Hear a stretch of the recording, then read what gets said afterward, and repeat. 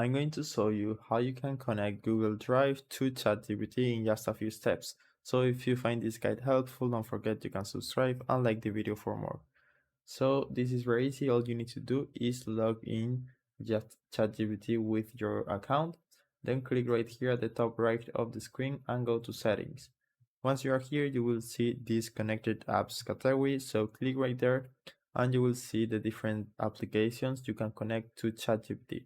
So if you connect Google Drive to ChatGPT, it will be much easier to upload Google Docs, Sheets, slides, and other files.